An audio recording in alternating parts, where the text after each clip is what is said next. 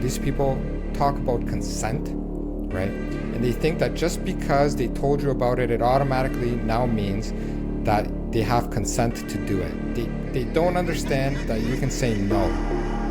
They'll force themselves on you and say, I already told you. Why don't you let me do it? You're being hateful. Ladies and gentlemen, welcome back to yet another episode. School boards, they are hand-picking books available in the library, and they have these experts. Who are these experts exactly?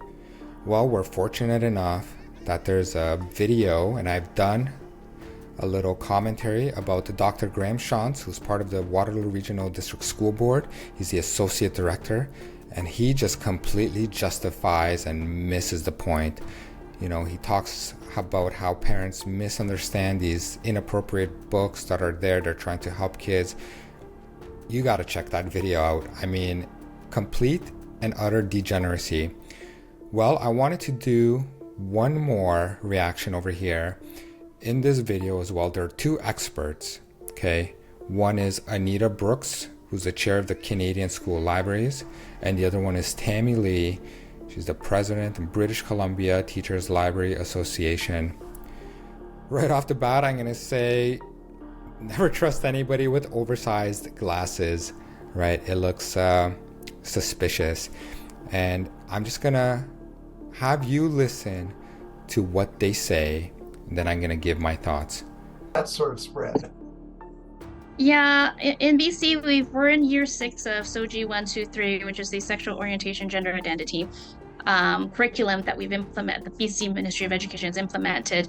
And we're seeing the attack on specifically books that are related to SOGI. For example, Genderqueer is one of the most banned books and most and from my experience in recent years, it's been challenged quite often here in BC. But and you might just explain. It's a book. It's sort of a memoir, a book about a person's growing awareness of their own gender identity.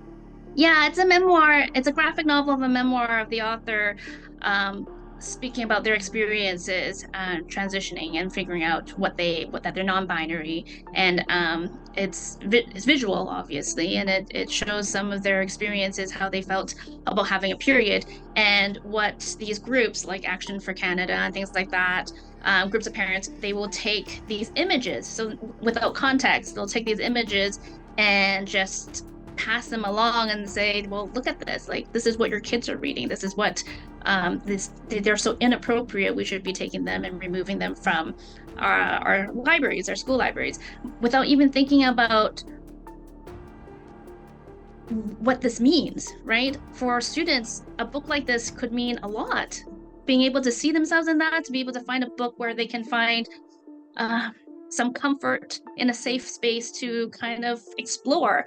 And I think that's really important, and we're forgetting that. I think parents are so worried about protecting their children is that they're forgetting that a book is very safe, right? And for us to be able to see ourselves and see value in the things we wonder about, and not have to worry about stepping out into the world to be seeing that. Yeah, I mean, parents are so concerned about their kids' safety that they're forgetting everything else, right? How empowering these books are. They're forgetting that these books have sexual inappropriate content, approved, handpicked by the educational experts. It's no big deal. You're the problem. You just don't understand that they're trying to help out your child. And I wish that you can let them help. I wish that your kids can see themselves in these books. It's interesting.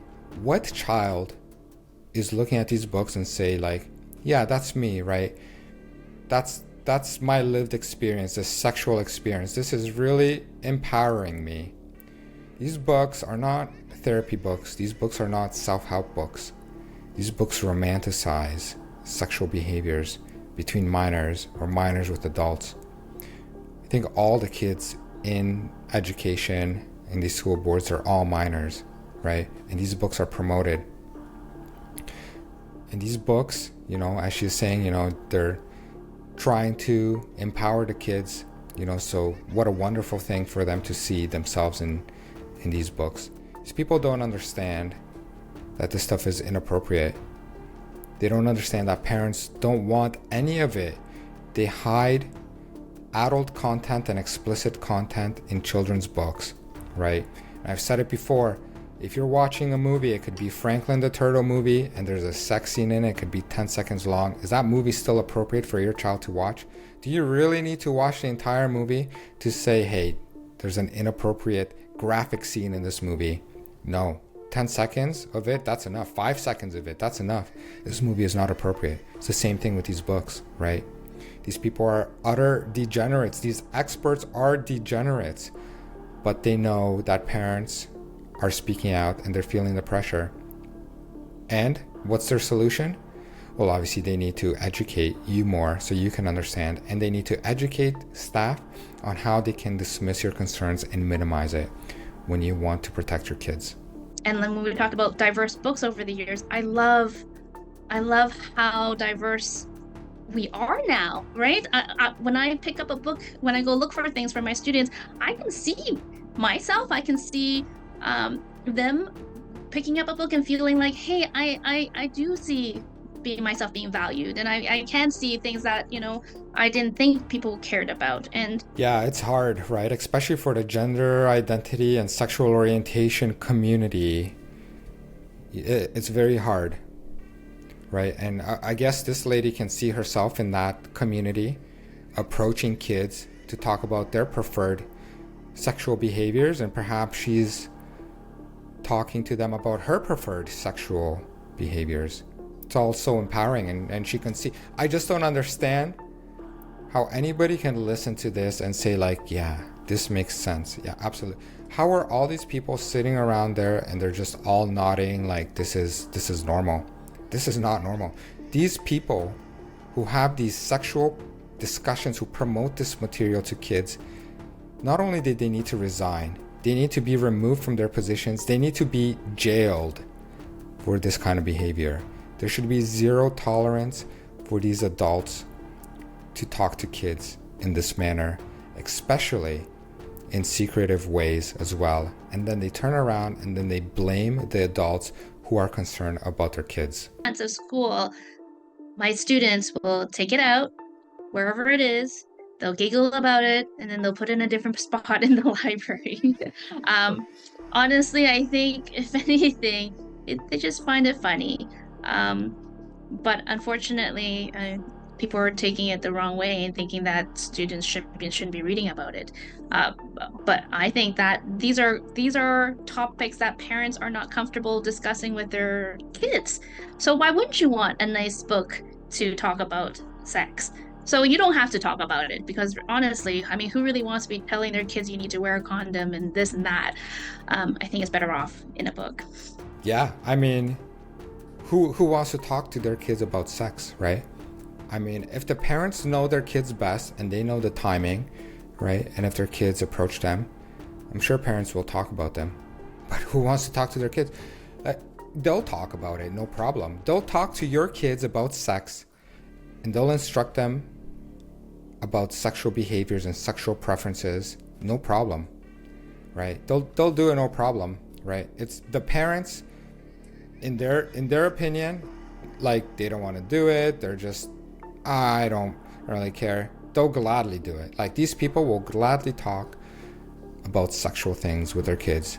I mean, it's crazy. It's crazy to say this stuff out loud and to think that it's okay to say it. Let's face it. I mean, kids want to find out, and of course they do. It's part of growing up. They want to learn about sex and sexuality. And, you know, wouldn't you rather they find out about it in the library, you know, from a book that's being written and published and reviewed and selected, you know, rather than all of those other places where they're going to find out about sex, because they are, you know, but in the safe space of the library, maybe they're getting better information, just maybe.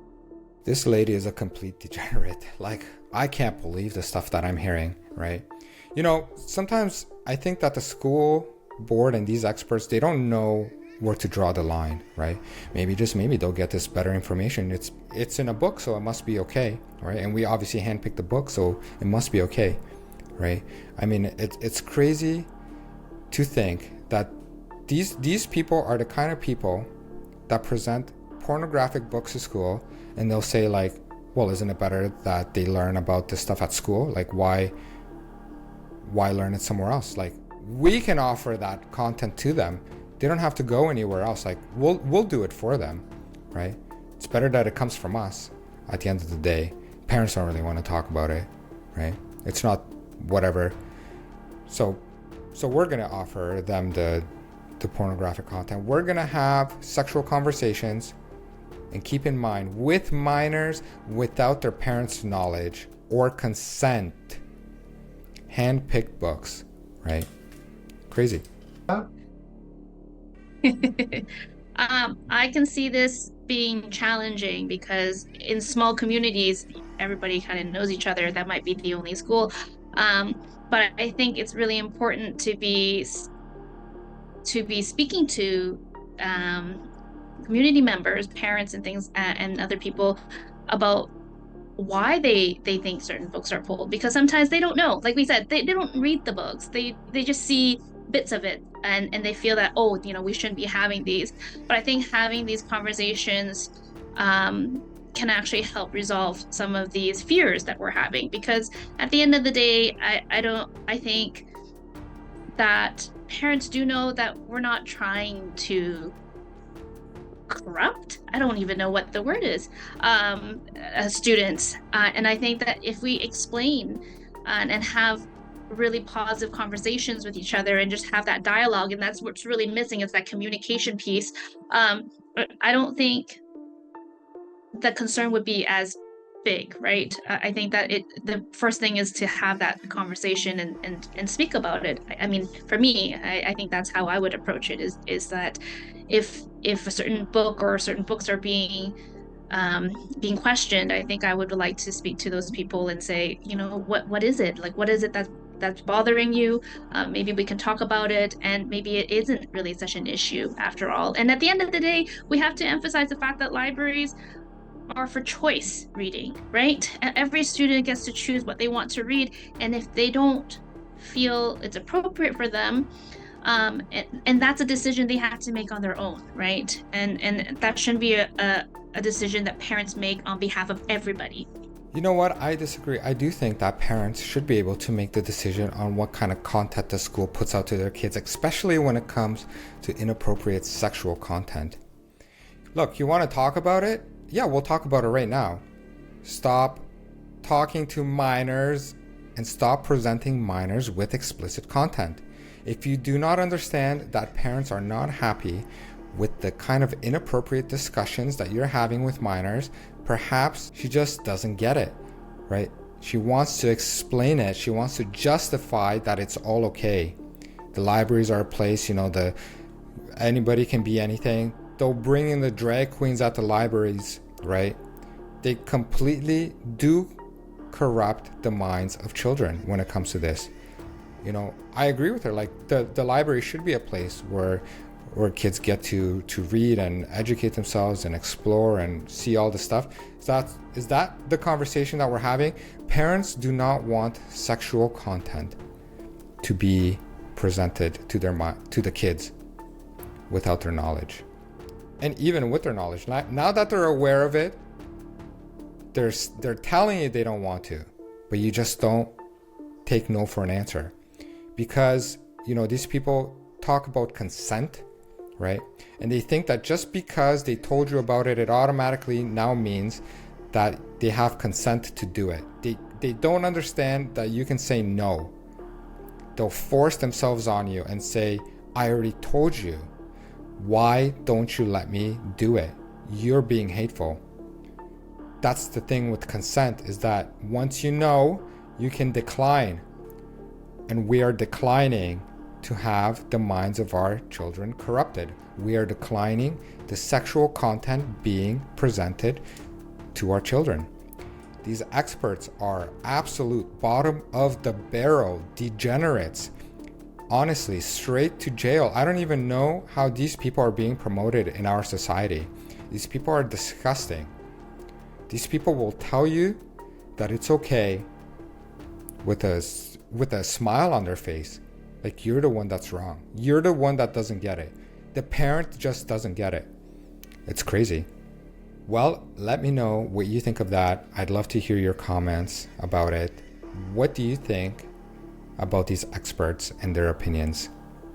Please share this with other parents so they know exactly what kind of experts are being involved when they pick school books.